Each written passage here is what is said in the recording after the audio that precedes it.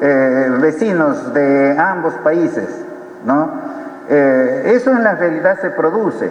Cerramos la frontera por un lado, las personas buscan ingresar por otro lugar. Son muy extensos esos espacios fronterizos. Entonces lo que tenemos que buscar es, ¿no?, desarrollar, ¿no?, a los pueblos fronterizos en conversaciones con nuestros países vecinos, ¿no?, desarrollar las fronteras de ambos lados y ambos contribuir para que no ingresen pues personas que constituyen un peligro para nuestra sociedad. No tenemos ningún ánimo de confrontar con nadie. No vamos a confrontar con nadie. Nos provocarán, pero ahí quedará porque nosotros no responderemos. Yo soy muy consciente, yo he estudiado en la universidad y recuerdo que cuando he estudiado Sociología General me enseñaron el tema del estatus personal, de manera que soy muy consciente, ¿no?, sobre el papel que tengo que desempeñar. Una cosa es el papel que desempeña la persona en su casa, en el colegio, en el club. Otra cosa es, por supuesto, ¿no?, el papel que tengo que desempeñar aquí en el ejercicio de este cargo, y también todos los señores ministros aquí son muy conscientes de ello. Tienen un gabinete dialogante, ¿no?, que contestará siempre a ustedes, ¿no?, cuando lo soliciten en cualquier momento. Muchas gracias. Aquí los señores ministros van a hablar sobre los temas que hemos acordado ahora en el Consejo de Ministros. Como ustedes saben, estamos trabajando desde muy temprano.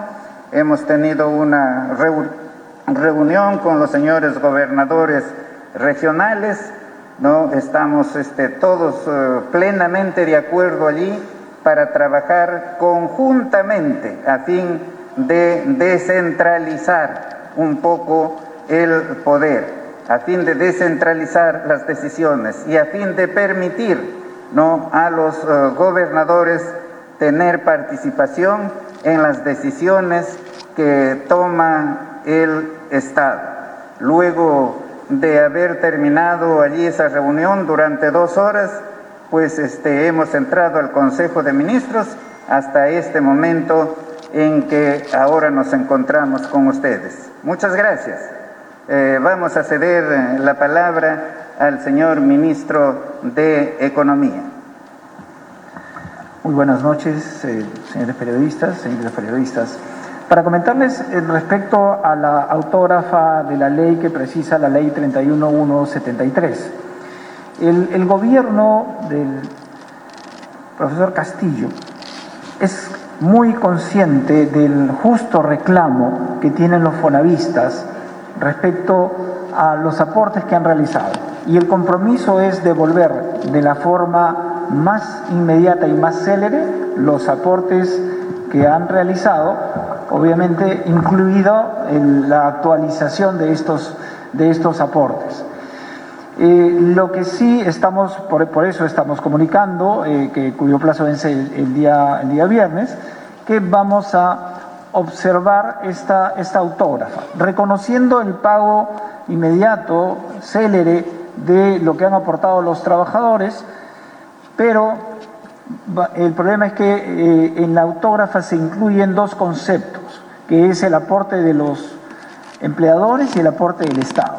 Entonces, son aportes que, de incluirse en esta devolución, generarían un serio inconveniente, un serio desbalance en las finanzas públicas, con lo cual pasaríamos de una devolución de 6.600 millones de soles a una devolución de cerca de 42.000 millones de soles.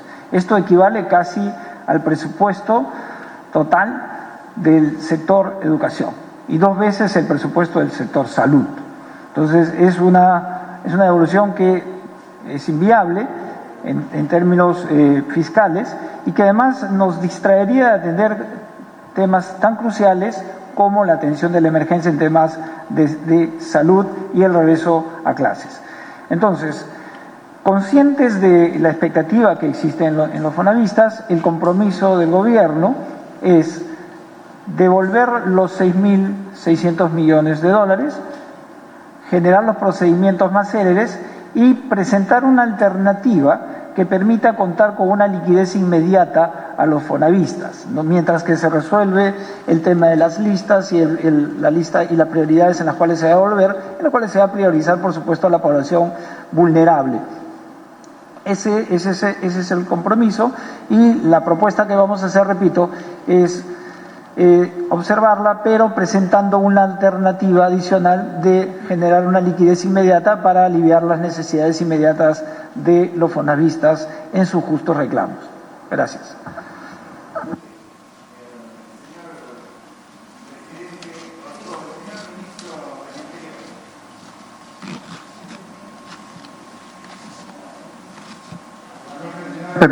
Señores periodistas, el día de hoy se ha hecho una evaluación y se ha dado cuenta de la participación de la Fuerza Armada y la Policía Nacional en los operativos y las actividades que se vienen realizando durante el decreto de emergencia en Lima y Callao. La evaluación ha sido muy positiva con los resultados que se dan día a día en los diferentes servicios y operativos, en la mañana, en la tarde y en la noche.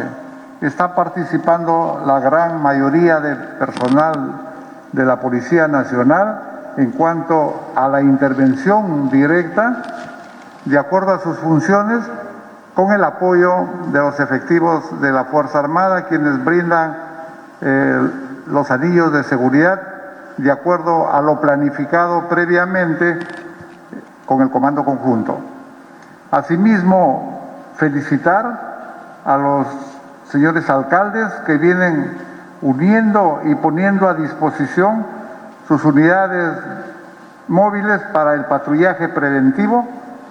Juntamente lo van a realizar con la Policía Nacional en el eje de la prevención con el patrullaje preventivo disuasivo. Y algo más importante es que han puesto a su disposición sus centrales de emergencia de las cámaras de videovigilancia para un trabajo conjunto con la Policía Nacional. Gracias.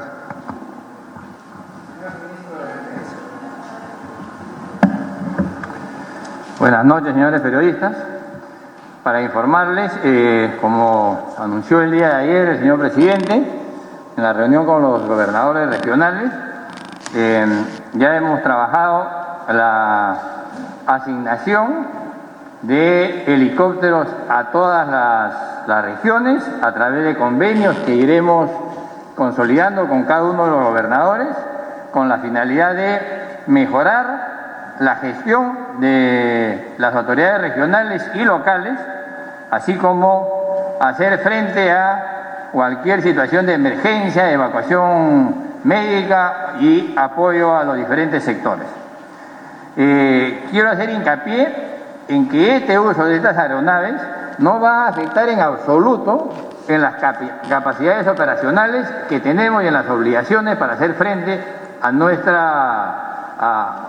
lo dispuesto por la ley. Al contrario, esta firma de convenios va a permitir que el alistamiento de los pilotos se incremente sustancialmente y el alistamiento de las aeronaves también se incremente sustancialmente.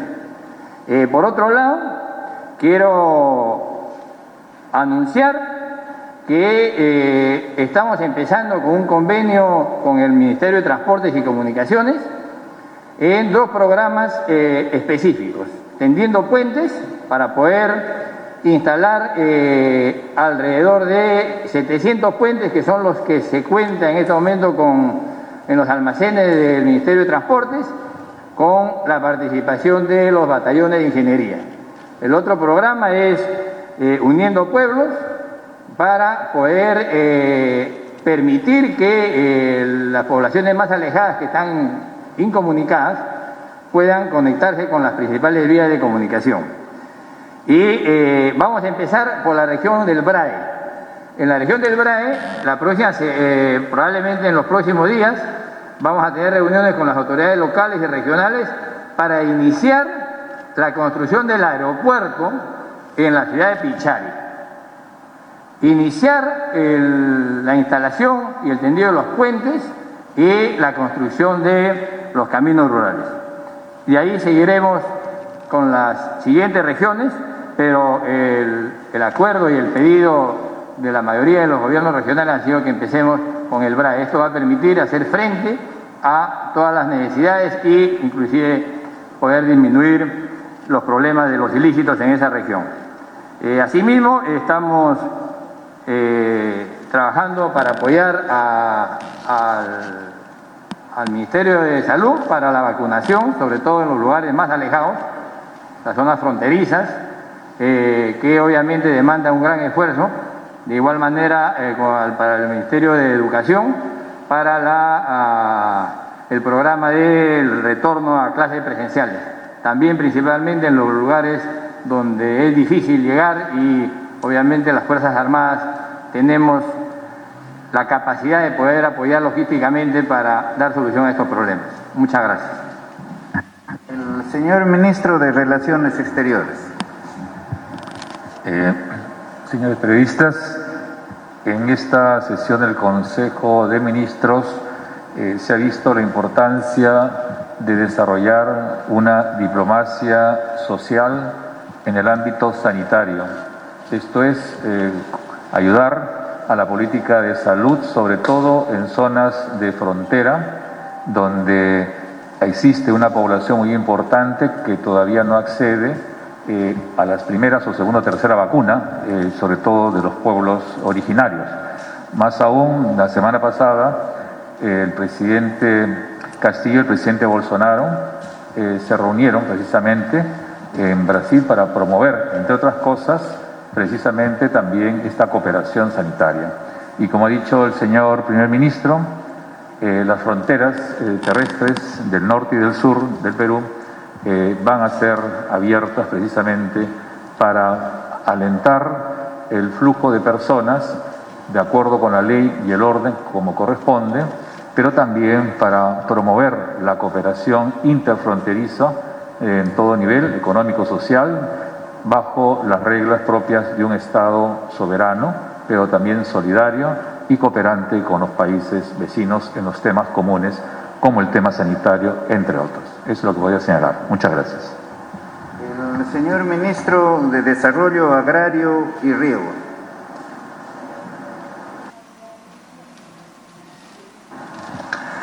Bueno,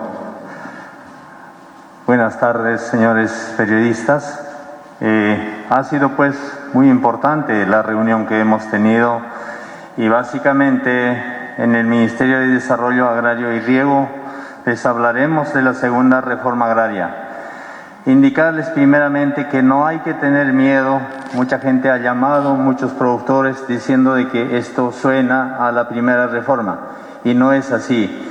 Esta segunda reforma agraria consiste en que todos los hombres y mujeres del campo, prácticamente entre todos, se tiene que encaminar. Los pequeños que pertenecen a las comunidades de la sierra y de nuestra selva, aquellos están en crecimiento o transición, y también a nuestros hermanos agroexportadores. Y mediante la plataforma nacional, nos hemos reunido los diversos gremios, tanto los pequeños, los medianos y los grandes. Nuestros hermanos agroexportadores van a enseñar a vender en el mercado internacional los productos que producen, que cultivan nuestros pequeños agricultores, pero a cambio de incentivos, digamos incentivos tributarios de acuerdo al porcentaje de cuánta producción le compran a estos pequeños y le llevan al mercado internacional. En la conversación, en la reunión que tuvimos los ministros, se ha escuchado muchas propuestas. Por ejemplo, un problema muy serio es el mercado. Los productores pequeños producen una pequeña cantidad, pero esta pequeña cantidad no lo pueden vender. Llevan al mercado y retornan con una frustración. Lo que se necesita es el mercado. Y los hermanos empresarios, los agroexportadores, conocen el mercado y todo este proceso de exportación, y entonces a estos pequeños los enseñarán cómo se trabaja. Como en nuestro país conocemos, ser agricultor, ser ganadero pequeño significa ser pobre. Y esto tiene que cambiar con esta segunda reforma agraria. Un ejemplo, nuestros pequeños agricultores, para sembrar una hectárea de papa, invierten 8.000 soles y producen 8 toneladas. Y eso no es a los estándares de la producción. Deberían de producir 40 toneladas, porque si producen 40, recuperan lo invertido y lo demás actividades que ellos tienen ya es pérdida. Y es por eso que se habla de pobreza. Ellos, con la mano del Estado, con el asesoramiento desde un inicio hasta el final, tienen que producir mínimo 35 toneladas a 40 toneladas, restando las 8 toneladas que es costo de inversión de producción, el resto es ganancia. Y esto se tiene que trasladar a nuestros arroceros, a nuestros maiceros, a nuestros cafetaleros y a todos. Y entonces el Estado tiene un compromiso serio de dotar de tecnología, que significa participar en todo el proceso productivo. Entonces encaminaremos con todos y con todas esta importante reforma. Muchas gracias.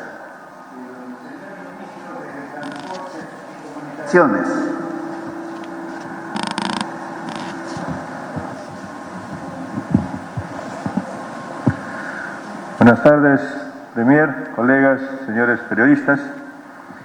En primer lugar, comunicarles que en el marco de la descentralización y la zona de emergencia que vive el BRAE, esta tarde en la reunión del Consejo de Ministros se ha visto conveniente hacer un convenio con el Ministerio de Defensa a fin de empezar a desarrollar la zona del BRAE y de esa manera brindarle otras oportunidades al campesino y sobre todo al agricultor, de tal manera que ellos tengan mejores oportunidades y puedan tener un mejor nivel de vida.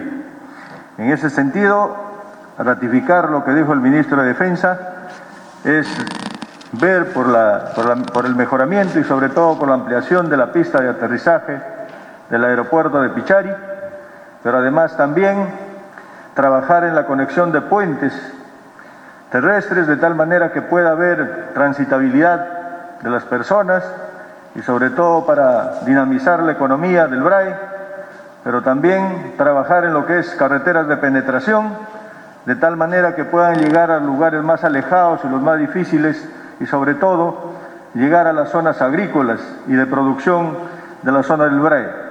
De esa manera estaríamos empezando a darle un mejor nivel de vida y desarrollo al BRAE, que está por más de 40 años en emergencia. Gracias.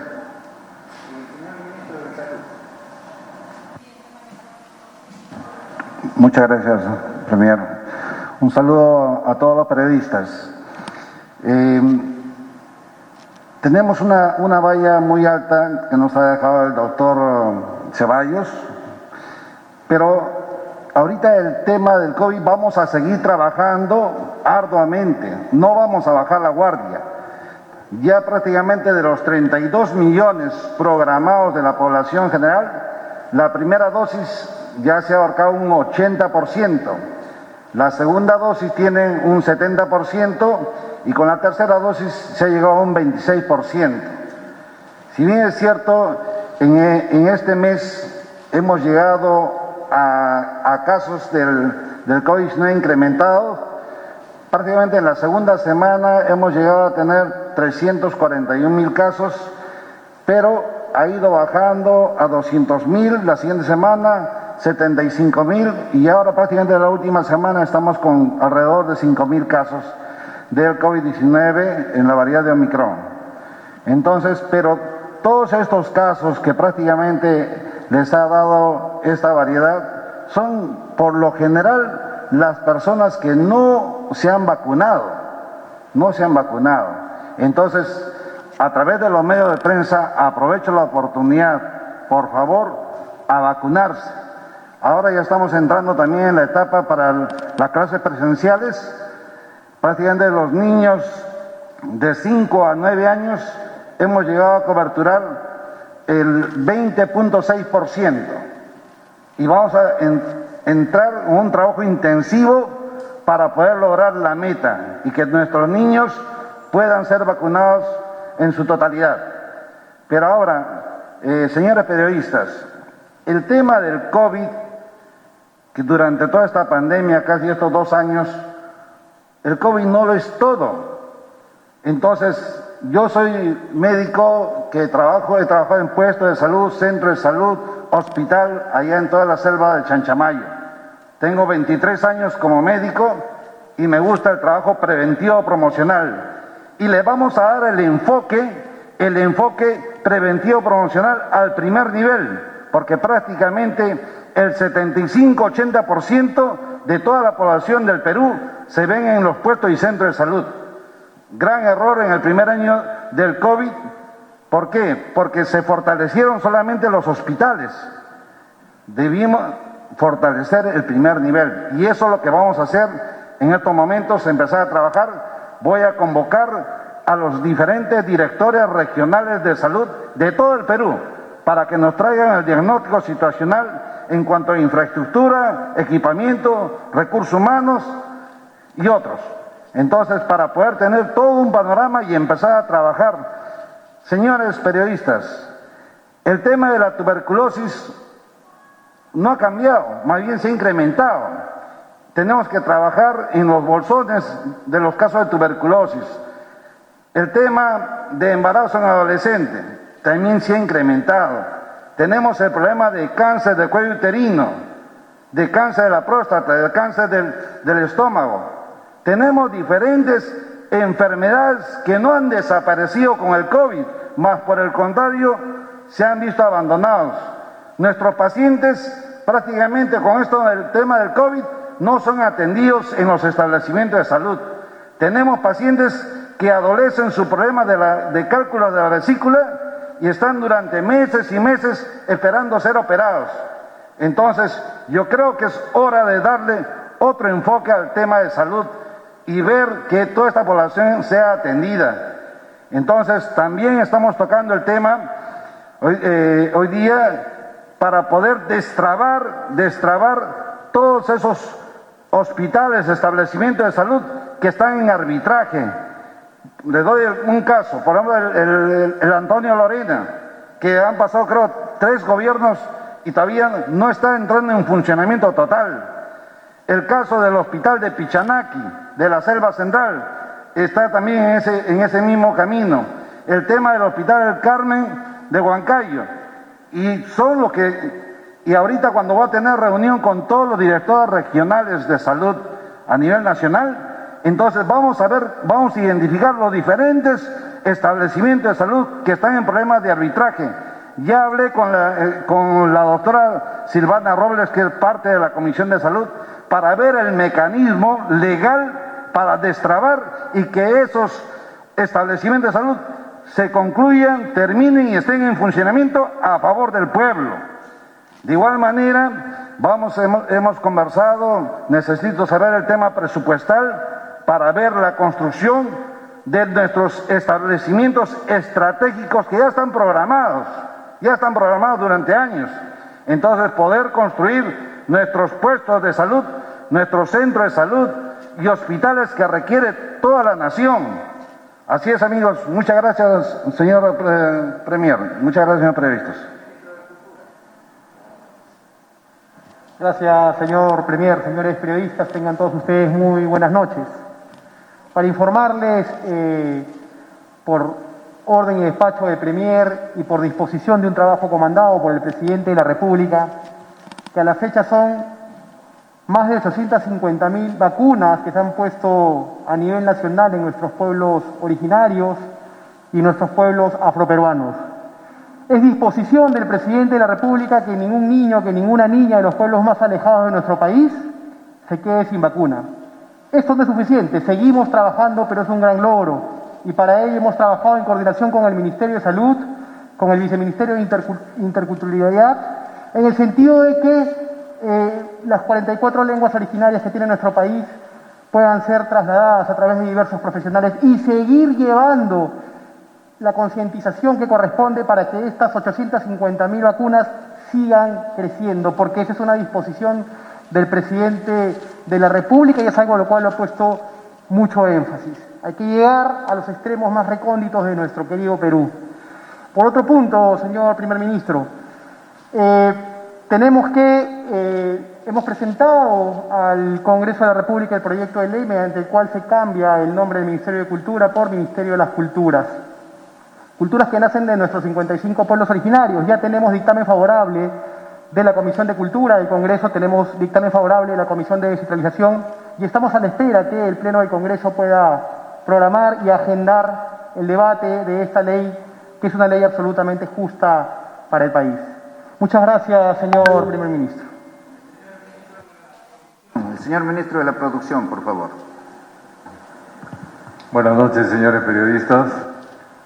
Hoy hemos tenido una ardua tarea, hemos estado en Consejo de Ministros, dirigido por nuestro señor Presidente de la República y nuestro Premier. Ha sido una tarea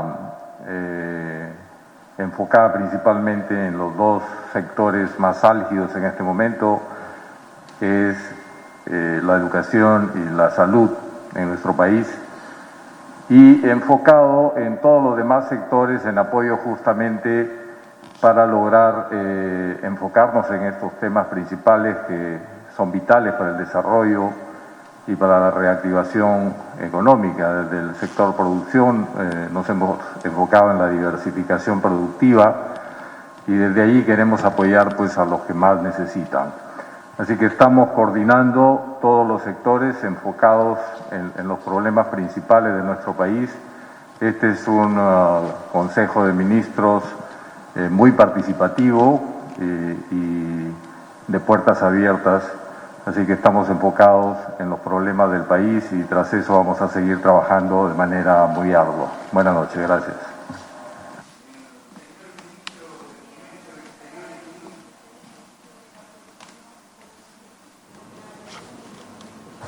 Aló.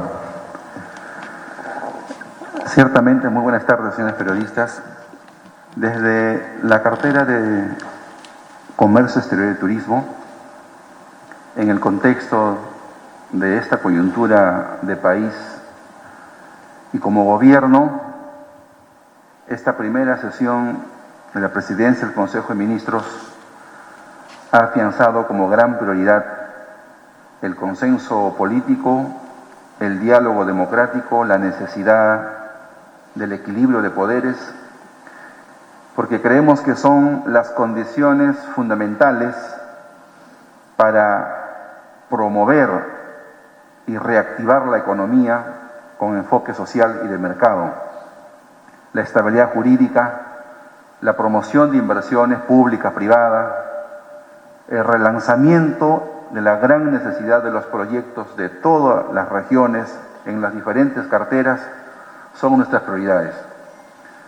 A todo el sector productivo, agroexportador, artesanos, restaurantes, a toda la cadena de valor del turismo, reiteramos nuestro compromiso de seguir expandiendo los beneficios de este boom de agroexportación, de riqueza, de bio y megadiversidad que nuestro país resalta en todo el mundo. Vamos con optimismo, con bastante sensatez, abriendo la cancha para fortalecer este periodo sensible en que estamos afrontando. Muchas gracias. La señora ministra de la Mujer.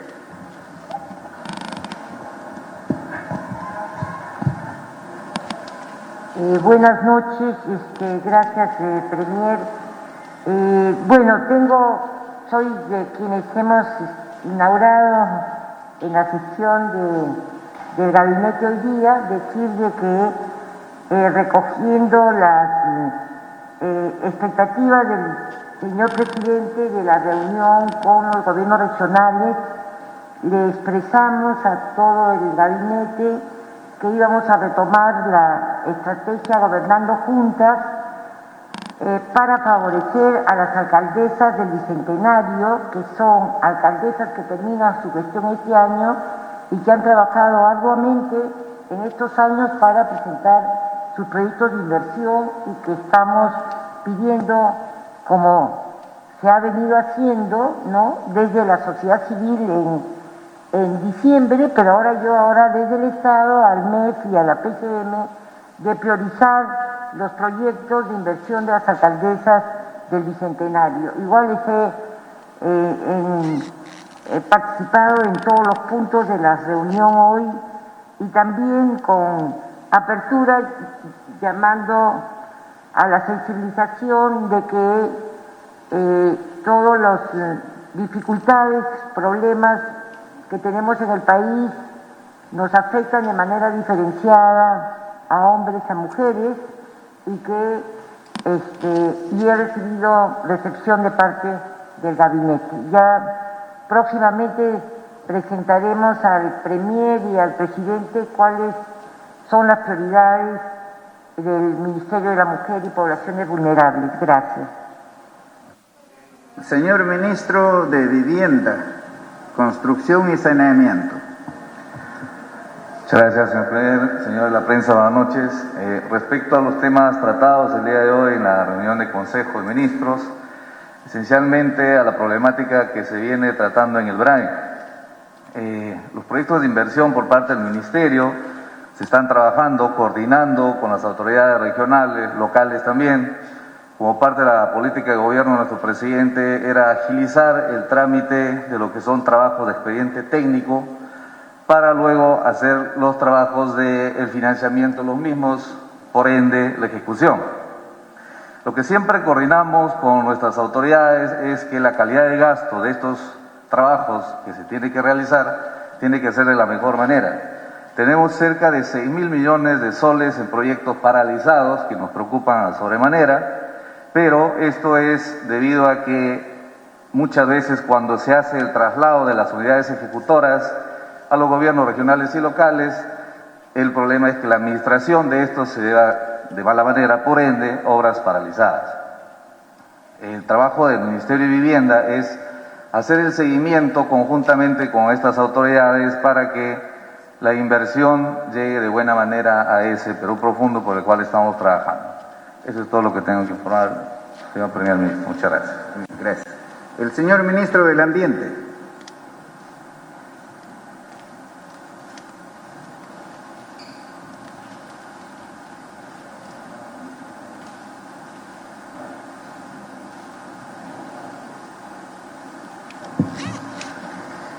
Gracias, Premier. Bueno, como todos sabemos, las actividades industriales en el Perú, algunas veces ha habido cierto grado de irresponsabilidad y tenemos en el territorio peruano una serie de áreas contaminadas.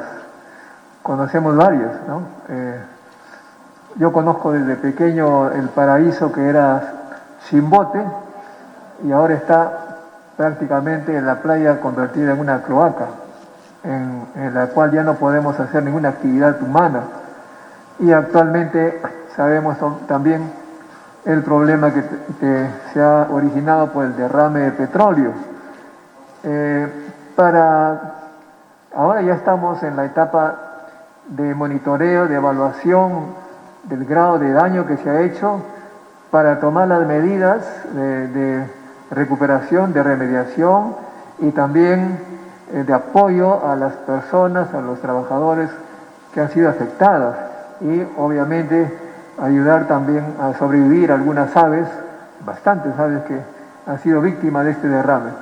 Todo esto es un esfuerzo interinstitucional, multidisciplinario, en la que están varias instituciones como el Instituto de Mar del Perú, la Capitanía del Puerto, en fin, una serie de organizaciones que tenemos que coordinar para que de una manera científica y tecnológica logremos que nuestro mar nuevamente sea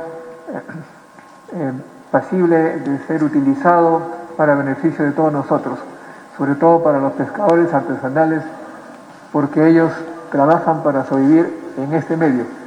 Eso es lo que podría informar en este momento y el presidente Castillo nos ha dado las indicaciones de hacerlo en el terreno y con el uso de todas las tecnologías que esté a nuestro alcance y además con la cooperación internacional. Ha venido un grupo de las Naciones Unidas y también de otros países individuales que nos van a apoyar con su conocimiento científico y poder reforzar lo que tenemos en el Perú. Muchas gracias. Bien, cerramos con el señor Ministro de Educación. Buenas noches, señores periodistas. Efectivamente, dentro del marco de la prioridad que tiene el equipo, el Consejo de Ministros, con el liderazgo del presidente, la prioridad es el retorno a clases.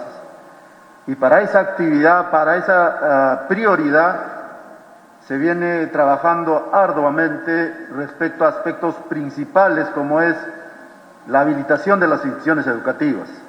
Y yo quiero agradecer a los medios de comunicación que nos ponen al tanto de alguna dificultad que haya en cada una de las provincias, en los distritos, porque eso nos permite atender y tener una mirada que permita corregir algunas situaciones que de orden administrativo están retrasando la atención de las instituciones educativas.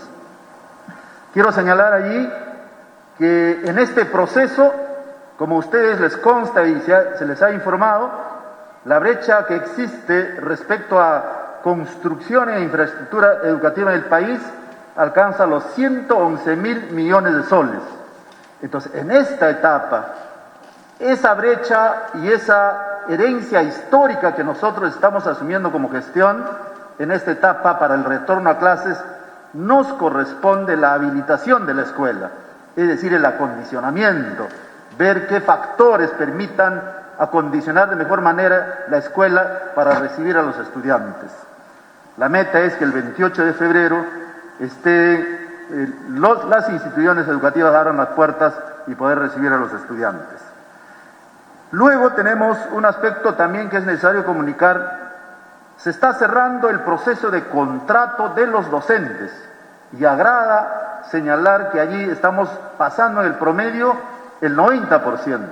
Hay regiones que han alcanzado el 98, 97% de contrato de maestros. Eso significa que los maestros que van a ir a la escuela el 28 de marzo tienen que estar contratados y van a estar presentes en la escuela. Por otro lado, también debo informar, y aquí una noticia buena, es que nosotros hemos retomado el trabajo con Proinversión y ahí tenemos ya la definición de construcción de 3 COAR, Pasco, Huancavelica y Cusco. Este proyecto comprende diseño, financiamiento, construcción e implementación de infraestructura educativa y adicionalmente la operación por 20 años. Viene una segunda etapa para seguir atendiendo con Proinversión también otros COAR. Y así estamos en esa preocupación de destrabar algunos aspectos que en las regiones hemos encontrado respecto a construcción de infraestructura educativa. Allí estamos tratando de que PRONIET tenga que ser más flexible y atender mucho más rápido. Hemos encontrado en esa dimensión y creo que en los próximos días debemos estar solucionando varios temas que hemos conversado el día de ayer con los gobernadores regionales y que nos permite identificar dónde hay que actuar de mejor manera, teniendo en cuenta que hay que terminar también algunas obras que tienen un saldo de balance para su culminación. Y ese tema tiene que ser atendido de mejor manera y lo más rápido posible.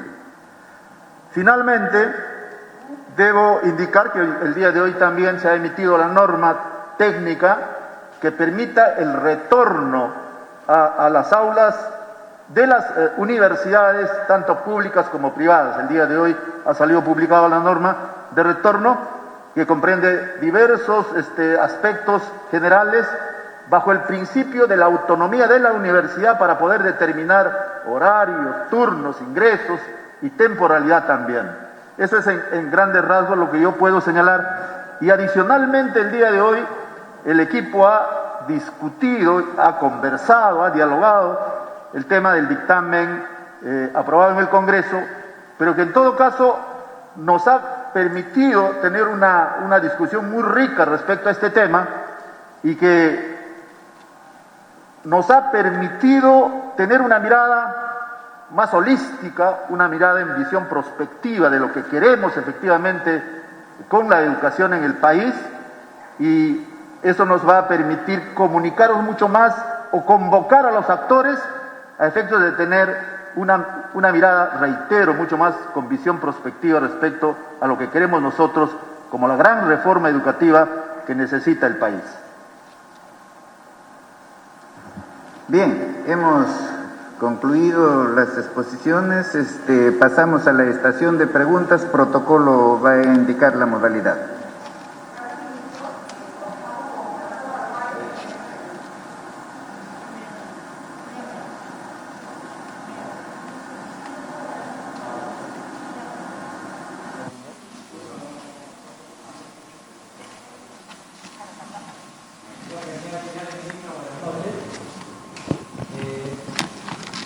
Millones de madres y padres de familia que están en estos momentos quizás viéndonos con sus hijos, y una de las preguntas que ellas quisieran hacer que se les absuelva será seguramente el de la canasta familiar.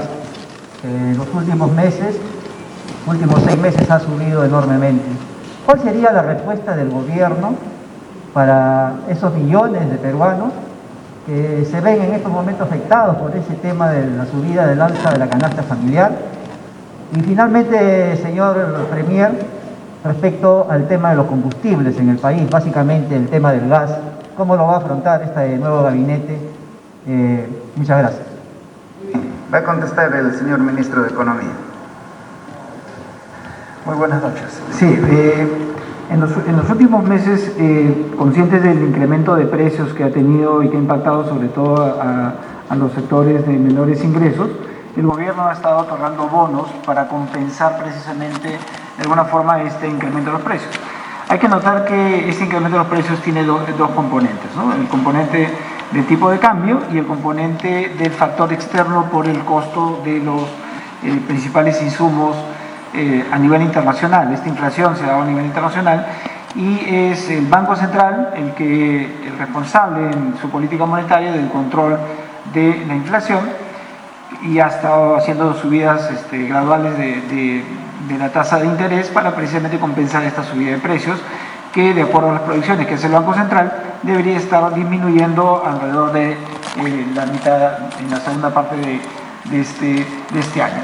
En respecto al tipo de cambio, también hemos tenido un alivio, ya los mercados están bastante más calmados, y ha habido una disminución importante en el tipo de cambio, lo que ha permitido también de cierta forma compensar el incremento que se dio por los insumos y alimentos importados. La siguiente. Siguiente pregunta, Jacqueline Arce de Descarga. ¿Qué tal, ministra? Muy buenas noches. Para el ministro de Economía. La anterior gestión del Ministerio de Economía y Finanzas dijo que se iba a presentar proyectos de ley para realizar cambios al régimen fiscal minero. Usted, ministro Graham, ¿continuará con ese trabajo? De ser así, ¿cuándo se presentará la iniciativa al Congreso, considerando que este tributo es de periodicidad trimestral? Sí, El pedido de delegación de facultades que fue denegado por parte del Congreso sobre estos temas, el compromiso es trabajar de manera articulada y consensuada con una propuesta. En este momento seguimos con la evaluación y no podría dar una fecha en la cual vamos a presentar una propuesta que será discutida definitivamente con el Congreso. Siguiente pregunta, Annelise Martínez, de RTT. Muy buenas noches, ministros. Para el ministro de Educación, Rosendo Serna, usted mencionó que la infraestructura educativa es una brecha muy grande de atención. El 70% de instituciones educativas se encuentra de regular a mal y un 40% incluso requiere sustitución total. Estamos a un mes de marzo, fecha en que se ha previsto que se va a retornar a la presencialidad. ¿Considera que estamos en condiciones de hacerlo? Y una pregunta adicional, si me lo permite, para el presidente del Consejo de Ministros. El gabinete anterior tuvo duras críticas por la designación, precisamente de Héctor Valer como presidente del Consejo de Ministros, por las denuncias que ya se saben. Otros ministros de ese gabinete también fueron cuestionados por tener denuncias años anteriores y han sido ratificados nuevamente en el cargo de este gabinete que preside usted. Teniendo en cuenta todo ello, ¿confía usted en que va a obtener el voto de confianza ante el Congreso? Muchas gracias.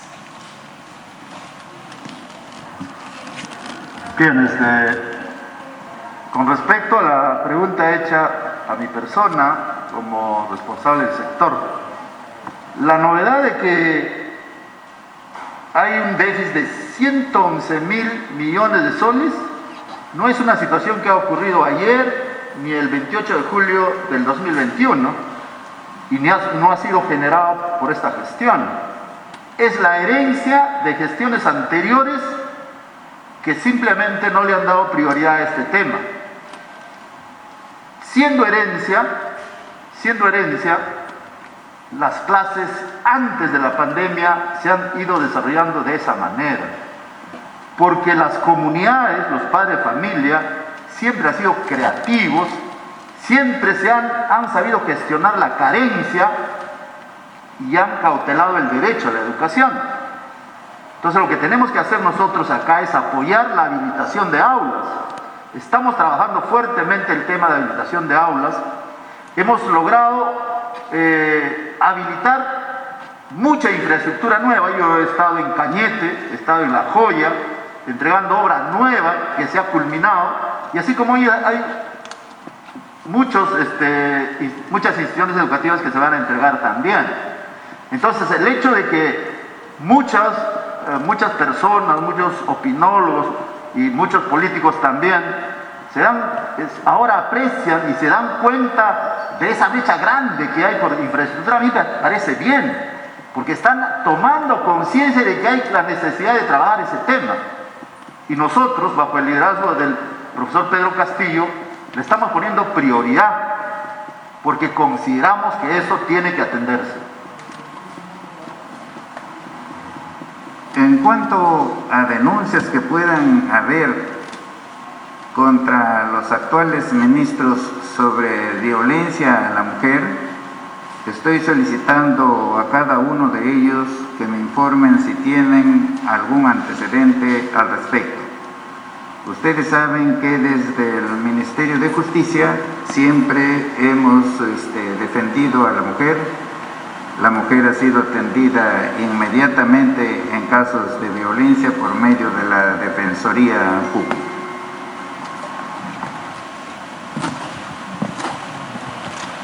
Última pregunta a cargo de Katia Gutiérrez de Canal N. Ministro Torres, ¿cómo está? Buenas noches. Yo quería saber si es que va a convocar a las bancadas para reunirse con miras a presentarse en el Congreso para solicitar el voto de confianza. Según la Constitución tiene 30 días para eso. ¿Y qué va a pasar? Digamos, porque hay bancadas que están cuestionando la presencia de algunos ministros. Está acá, por ejemplo, el ministro de Salud y el ministro de Justicia. Del ministro de Justicia se señala, y me gustaría, por favor, que el ministro Ildefonso también me pueda responder, si es cierto que se ha reunido con el presidente de la República mientras era juez de Ancash, y al ministro de Salud respecto a este video que se ha difundido sobre el agua acerrimada o arrecimada, ¿de qué se trata esto? Y si va a continuar con el proceso de vacunación como se ha venido haciendo hasta ahora. Muchas gracias. Con relación al voto denominado de investidura, vamos a presentarnos al Congreso para coordinar la fecha en la cual el Congreso nos pueda asignar el momento en que nos podemos presentar, o sea, el día y hora. Eso el Congreso lo señalará dentro de los 30 días que están previstos en la Constitución. Sobre la decisión que tome el Congreso de conferirnos o no conferirnos la confianza, eso es decisión única del Congreso de la República. Nosotros aceptaremos silenciosamente esa decisión. En cuanto a que el ministro de Justicia u otro ministro tenga antecedentes policiales, judiciales, de sus antecedentes no aparece eso, pero en todo caso, desde este momento yo le solicito a él públicamente que nos haga llegar las denuncias que pueda tener el estado en que se encuentre esas denuncias y sobre qué materia son esas denuncias. Creo que había otra parte de su pregunta. Para el ministro de Salud. Ya, muy bien. Muchas gracias. Siempre he trabajado en la parte preventiva promocional en mis 23, 24 años de médico y no he borrado nada de lo que es de mi página del Face. Ahí ustedes pueden ingresar. No tengo por qué borrar nada. Y una de ellas, de repente, he hecho diferentes publicaciones sobre hepatitis, sobre el uso del pulsoxímetro y así sobre el COVID, sobre lo que es la vacunación y diferentes videos para poder educar a la población. Y de repente este producto, que no le voy a hacer propaganda, este producto es un tipo de agua racimada y que tiene permiso de la DIGEMIT, de DIGESA y de la FDA, y que se puede comercializar en las diferentes boticas y farmacias. Es un producto que es a nivel mundial, en diferentes países tiene su patente. Puede ingresar al NHT Global y ahí lo van a ver. Y ahí tiene permiso, como le digo, de todas estas entidades que autorizan la venta de estos productos. Porque yo soy un médico profesional y me gusta trabajar con mis pacientes. Pueden averiguar mi labor como médico en Chanchamayo y siempre he hecho la labor como médico en la parte preventiva. ¿Sí? Muchas gracias.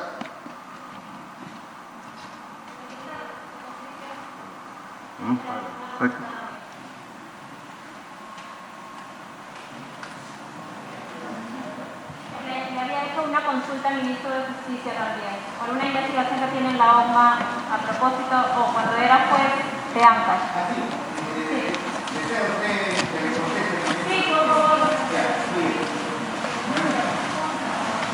Gracias, Premier. Señora periodista, buenas noches. Primero, para decirle que yo tengo más de 25 años como abogado y siempre me he conducido por una línea recta. Ustedes van a ver durante el tiempo que he ejercido como juez mis decisiones. Y en ningún lugar donde he trabajado estoy comprendido en algún tipo de actos disciplinarios. Ahora bien, con respecto a la pregunta que me hace la señorita periodista, para decirle que yo para ser convocado por el presidente he tenido que conversar con el presidente, ¿no? Y también con el premier. Entonces, esa es mi respuesta, señorita. Lo demás no conozco porque recién me acabo de enterar por usted. No tengo conocimiento. Gracias. Gracias por su presencia. La conferencia ha concluido. Buenas noches. Prensa del Consejo.